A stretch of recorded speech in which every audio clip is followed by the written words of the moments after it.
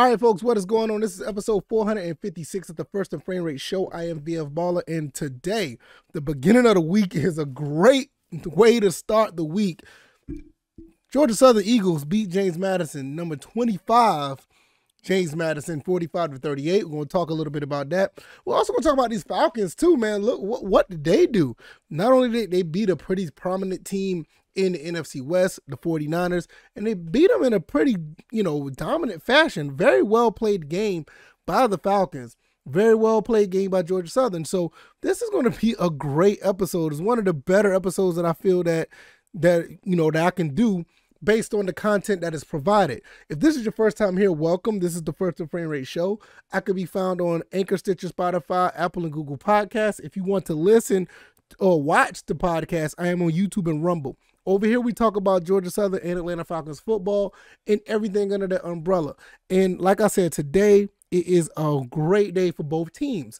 The Falcons, I want to start on them first because I talked about Georgia Southern in the video I did this past weekend when they beat James Madison. I didn't get to touch on the Falcons too much, mostly because during, the game, I was out with my son and my wife. We went to the state fair. We had a phenomenal time. It was all about my son having a great time, and he did. Matter of fact, it was just a great time. I mean, I just don't even know what to say. It's just to see him understanding what goes on at a carnival type of place where he's like enjoying all the rides. It was just a great time. He's only 3 years old and he loved every bit of it. All right, that just went off a little bit of a tangent right there with that, but nevertheless, these Falcons are showing you exactly who they are and what they're capable of. In some cases, going above and beyond. When you look at the Falcons, or whatever the case may be, this team has been competitive in every game they've been in. Every game. Even when we go back to the preseason. I talked about this before on another episode where the margin of victory is like one possession or less than 8 points. In the 8 points, the biggest margin of 8 points that they lost was in the preseason. So throughout the regular season, I think the biggest margin of error that they lost was 6, and that was to Tampa Bay, 15-21. All these other games been like really close. So when you look at the Falcons and look at what they've been capable of doing, I mean, these guys are right in the thick of things when it comes to the NFL and the rest of this league.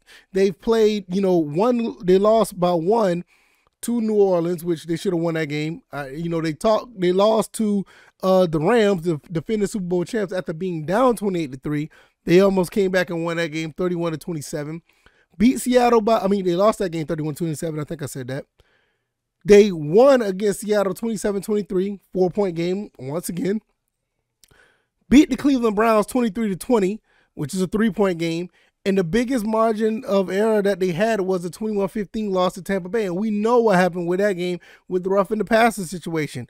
Not to say that they would have won that game, but I'm just saying they would have gave them a better chance to possibly try to win. Now, the San Francisco game, won the game 28-14. Like I said, this was more of a dominant game than anything. Marcus Mariota, he played exactly the way I thought he would play. Now, I would like to see him throw for more than 129 yards because, I think in this league, you're going to have to produce up to 250 yards plus a game. But when you're 13-14, you only have one incompletion, and the only incompletion you had was late or mid in the fourth quarter. I mean, you can't ask for nothing better than that if you're going to throw for this, low amount of yards. Very efficient, 13-14. Plus, he ran 15 times for 51 yards. Oh, I'm sorry, 6 times for 50 yards. So he produced almost 170 yards worth of, of offense, and he had 3 touchdowns. He threw for 1 and ran for 1.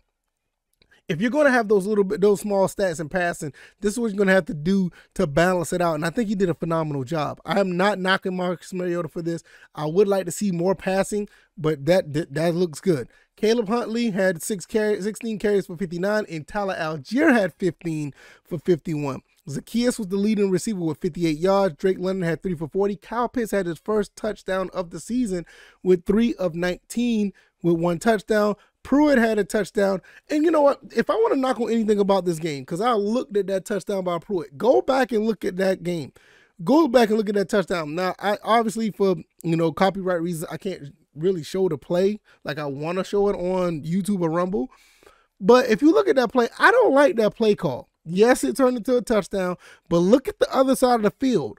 I saw Pitts in London like bunched up in a slant route. Like, what's up with that? I don't get it. Is that something by design? I don't know what it is. But you know what? When Drake London had a touchdown in another game, I want to say, hold on, let me go back and see. I can't remember what game it was. I want to say it could have been the Seattle game, or it was the Rams game. That play was called before where Drake London called a touchdown, and it was like kind of bunched up. So if anything that, I have a critical problem with, it was that particular play. I don't like seeing London and Pitts running the same route like right next to each other. It's kind of weird. But nevertheless, even with that, the defense stepped up big time. The defense got a couple of interceptions. We got a fumble recovery. One of them was a scoop and score. I mean, what more could you ask for there? I mean, the defense did what they're supposed to do. Had the 49ers all over the place. Even though that they did try to move the ball a little bit as well, they only put up 14 points, and they were shut out in the second half. When you're talking about defense, this is what you want. I mean, I loved every bit of that. They weren't able to run the ball. They only ran for 50 yards. The passing was okay, but Deebo Samuel, even though he had 7 for 79, it was a very quiet 7 for 79. Wasn't very productive when it came to what happened on the scoreboard. And Kittle had 8 for 83, which was very quiet as well. Now, Brandon Ayuk had a couple of touchdowns. And for that being said, he did step up and find ways to get open. Can't knock him for that. But when you look at this right now, they shut everything down after halftime. The 49ers couldn't do anything. That was kudos to the defense. And speaking of the defense, how about Troy Anderson? Troy Anderson is looking really good right now. Really good draft pick right now. For a rookie, he led the team in tackles, had the most total tackles, and he seemed like he is a difference maker out there in the middle of the field. I would not be surprised if he continues to start and actually make a name for himself as another Atlanta Falcons linebacker. Rashad Evans as well came through, 12 total tackles. 7 of those tackles were solo. So those two guys look like a pretty good duo right now. Now the front 7, they're not looking too shabby themselves. I didn't see anything that really stood out as far as sacks or anything. We didn't get any sacks, but they did get a few tackles for loss. I don't think they did either. They just got a handful of tackles because Ford and Bell got the tackles for loss, which can't knock that either. But nevertheless, you look at what everybody's doing on defense. The secondary is looking good. The linebackers stepped up big time thanks to Troy Anderson, Rashad Evans. And if they continue to play like this, I think they're going to be just fine. I think they can shock a lot of people. They're 2-1 in the division. They're 3-3 right now. And to be honest with you, I think they can hang with anybody. Do you look at these other teams in the NFC? I mean, the Packers just got embarrassed. The Packers just got absolutely embarrassed.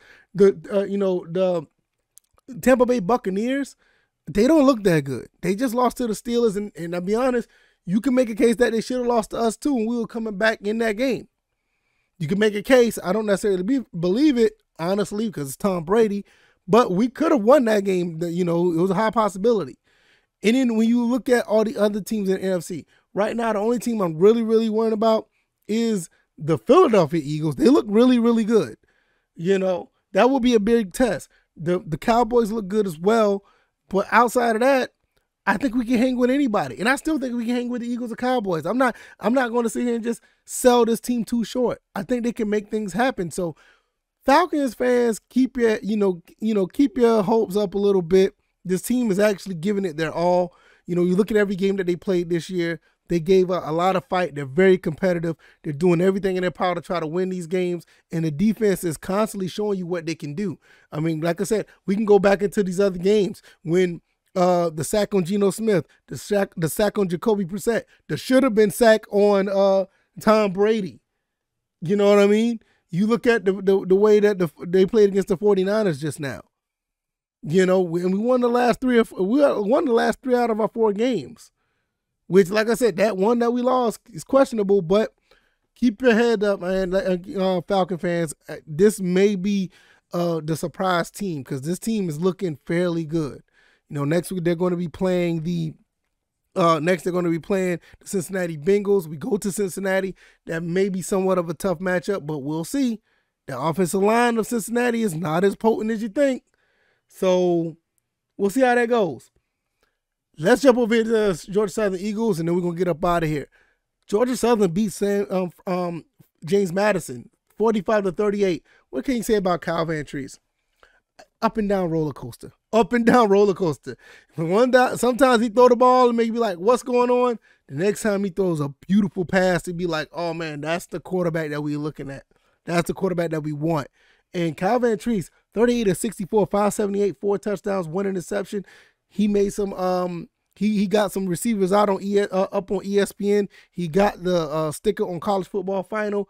I mean, you couldn't ask for more. Beating the top 25 team, coming into Paulson once again.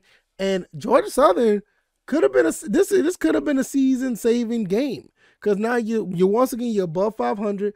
Conference play is not out of reach. You know, it's not out of reach. It can still be happening. You know, you just have to win pretty much all of your games, and you're 2 games away of bowling. Last year we went 3-9. Now we have surpassed our total of wins from last year. So the Georgia Southern dominant game overall for this team as well defensively. I mean, these guys, Derek Canteen had 12 tackles. 7 of them were solo. 1 hurry, 1 sack. Justin Ellis had a half a sack. Jackson had a half a sack. What can you say about Anthony Wilson? You know, Anthony Wilson played a phenomenal game. Phenomenal game. Shout out to Anthony Wilson. He's from Columbia, South Carolina. That's the city where I reside right now. And 11 tackles, 6 of them were solo. 1 sack, 1 tackle for a loss. I think I want to say that he had. I don't think he had the fumble recovery. I could be wrong. He also had an interception. Let me see. I'm looking. I'm not sure if he had the fumble. I want to say he had the fumble recovery. I'm not sure. But what can you say about him? The secondary stepped up pretty well. The front 7 did okay. You know, they did pretty good. These guys played a pretty good game overall. Even though James Madison Centero, their quarterback, threw for 468 yards, he also had 3 interceptions. He had 3 of them. So when you look at what this team has done, Tyler Bride, Anthony Wilson, and Dylan Springer all had interceptions. What could you ask for? When you look at the running game, it wasn't the best, but like I said in the video, Jalen White found a way to be a part of his offense. 6 catches for 64 yards and 1 touchdown. And like I said before, that's one guy you do not want to tackle in open space. That kid is no joke. So overall, Georgia Southern's done a pretty good job. Now, the next game they have, which is going to be a tough game for them, they have to go up to Old Dominion. They're going to Old Dominion. Old Dominion looks pretty good. They just got finished beating a team that we lost to, was Coastal. They beat them pretty handily.